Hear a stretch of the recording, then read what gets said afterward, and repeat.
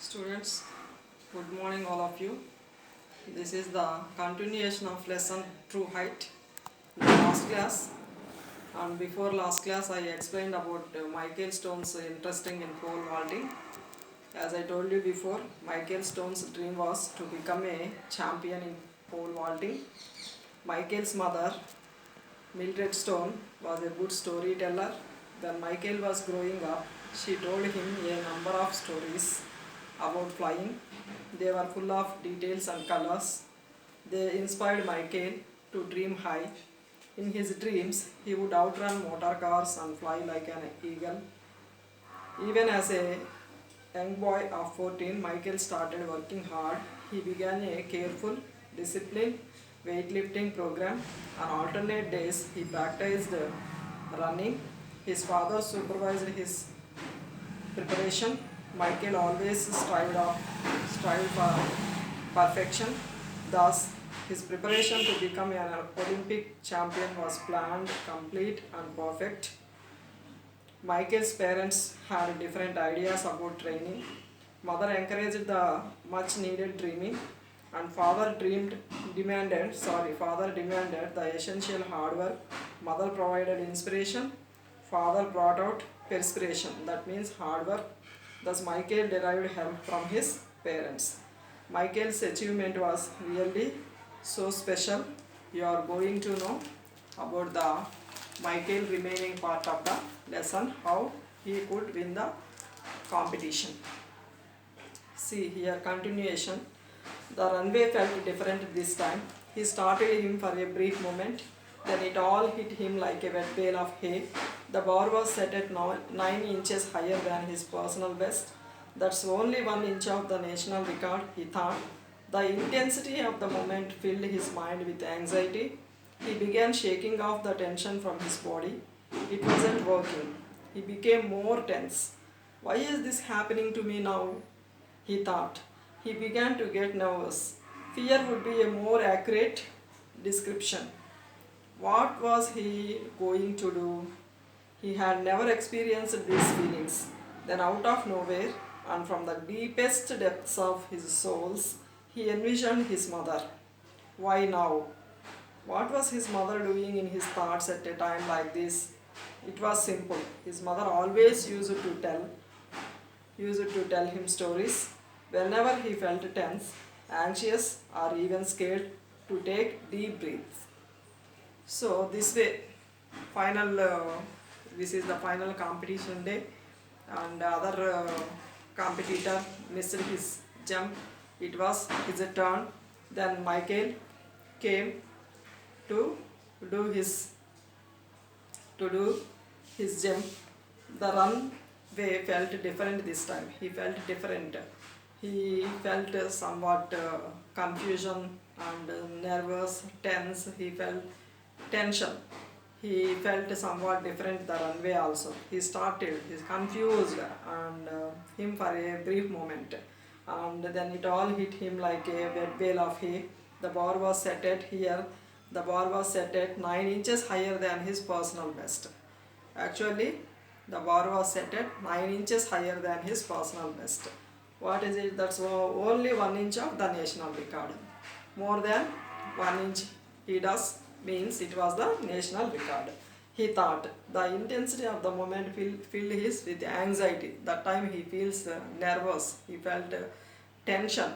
He was worried and he was confused.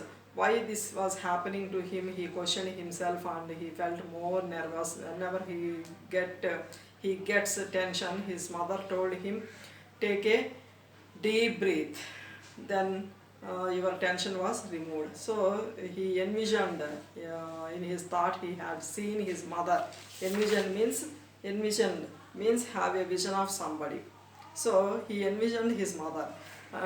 He saw his mother in his thoughts. He imagined his mother in his thoughts. Why now he imagined his mother? Because his mother says whenever he felt tension or worry or nervous, he had to take deep breaths. So he remembered his mother's words and he envisioned his mother in his thoughts. And what does his mother say? Every time he does this time. That's why he got success. He remembered his mother's words and he envisioned his mother in his thoughts. Then the tension was removed and he continued his jump. So he did, along with shaking the tension from legs, he gently laid his pole at his feet. He began to stretch out his arm and upper body. The light breeze that was once there was now gone. He could feel a trickle of cold sweat running down his back. He carefully picked up his pole. He felt his heart pounding. He was sure the crowd did too. The silence was deafening. When he heard the singing of some distant robins in flight, he knew it was his time to fly. So he did. He remembered his mother in his thoughts. He envisioned his mother. Then he started to continue his work, and along with the shaking tension of his legs, the tension comes from legs shivering, and however he feels tension and nervous. Also, after taking long breath, he avoided it and gently taking his pole at his feet, he began to stretch out his arm and upper body. Light breeze was once there was now gone, but he could feel his heartbeat also. He could hear his heartbeat also, and he was sure there was a deafening silence when distant robins singing. Whenever he heard, it was the turn of himself to soar like a bird, and it's a turn to fly with the help of pole. As he began sprinting down the runway, something felt wonderfully different. Sprinting down, that means running very fast. Sprinting down.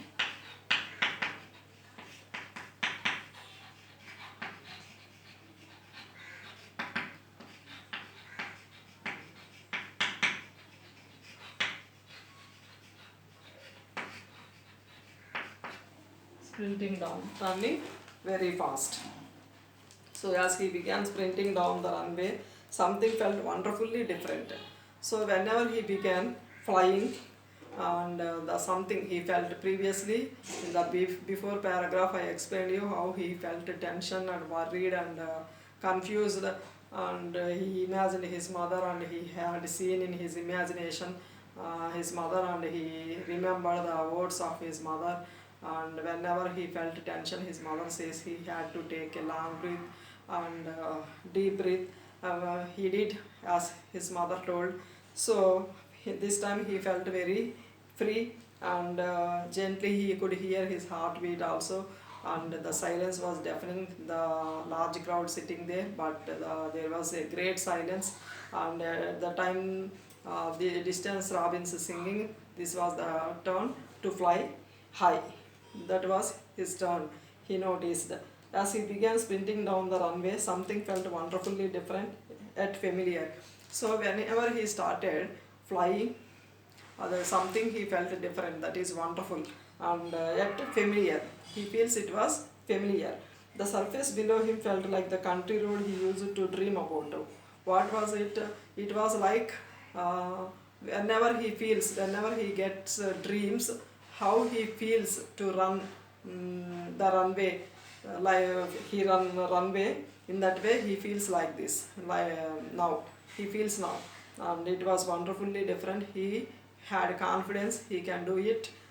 He felt very happy and wonderfully, and it was very familiar, the runway was, and he is feeling like the country road he used to dream about. The rocks and chunks of dirt, the visions of the golden wheat fields seemed to fill his thoughts. So all his thoughts, how he had a dream, in the same way he feels now. In reality, he feels the runway was the familiar one. He can do. He feels really wonderful as he got in his dreams, and it was very easy to him to fly high. When he took up a deep breath, it happened. He began to fly. So according to his mother's instruction, he did take a deep breath and he began to fly. His takeoff was effortless. Michael Stone was flying just as in his childhood dreams. And just in his childhood dreams, he had fly high and high like an eagle, and his mother's stories also inspired him. Like this, he felt now today in this competition. Only this time he knew he wasn't dreaming. So it was not a dream, it was real. Today it was real. Actually, from his childhood days, he had flown high.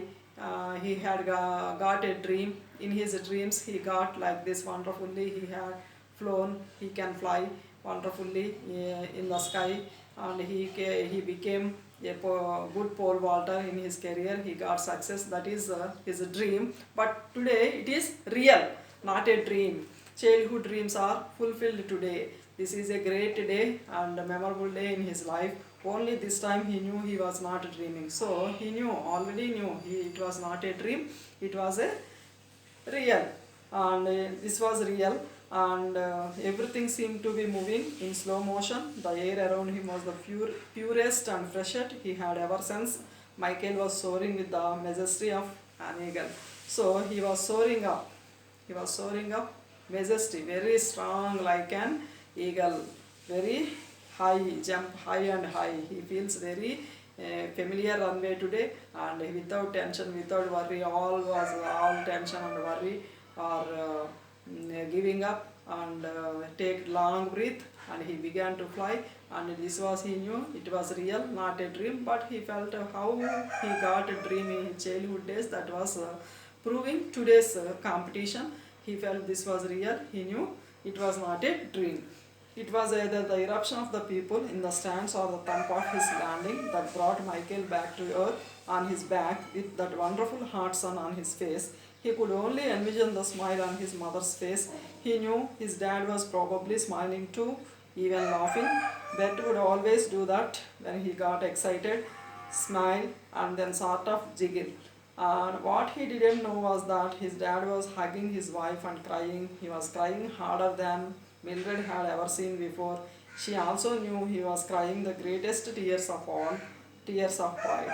So this time, Michael achieved what he had a dream. He achieved, and his mother and father also crying. That was not crying, that was the greatest tears of pride because of their son achievement, greatest achievement. And he something he felt wonderful. However, he got success. He was reached, the bar was set up more inches than his personal best. However, he had reached the target, and he got success, and he felt very happy. At the same time, his parents also felt very happy, and they are crying, and they are hugging to each other, mother and father, and crying because they are not crying, but those are the tears of pride, greatest tears of pride because of son's success, getting success, and son's achievement, towards their son's achievement and getting success. Those are the tears of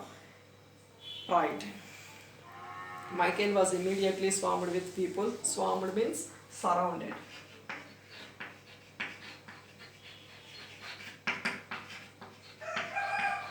Surrounded by.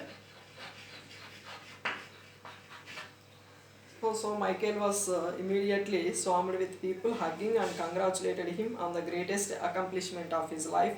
He later went on that day to clear 17 feet 6.5 inches, a national and international junior Olympics record.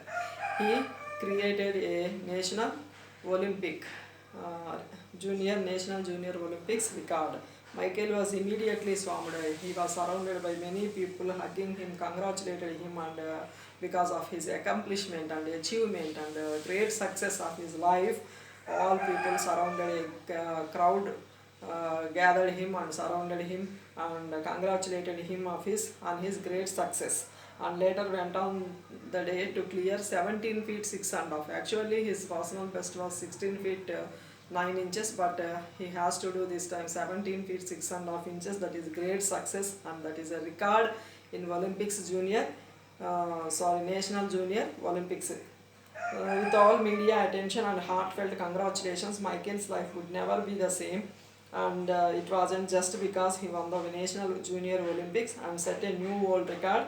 He had set a new world record, and it wasn't because he had just increased his personal best by 9.5 inches.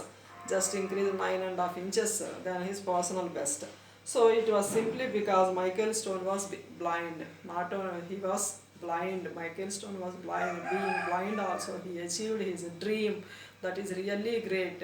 So take students by inspiring by listening the story of Michael Stone, and you also get inspiration and try to achieve your aim in your life, and read this lesson carefully. After completing the lesson, everybody should read lesson, students, and you have to write glossary that is given in your textbook.